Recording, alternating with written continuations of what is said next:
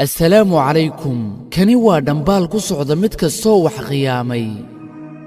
haddaad aragto anigoo ka xanaaqaya habdhaqankaaga iyo ficiladaada oona ka aamusaya ha imoodin inaanan awoodin inaan kuu jawaab celiyo se waxaan awoodaa inaan laba jibaar intaad ii geysatay kuugu jawaab celiyo laakiin dhibaatadayda waxay tahay inaanan laygu soo abaabin khiyaano mana ihi sidaadoo kale oo leh hal weji wax ka badan anigu ma ihi mid u murugooda waayid aan waayo midaan oofin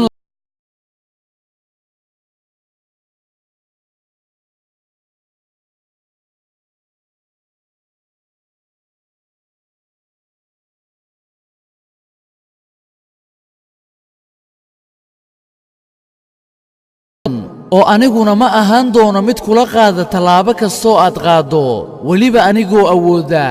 waxaana sidoo kale ogahay in oofintu ay tahay wax dhif ah oo aanan laga helin insaan kasta hana iga sugin inaan aniguna ku khiyaano sidaadoo kale kadibna aan kugula sifaysnaado sifadaadoo kale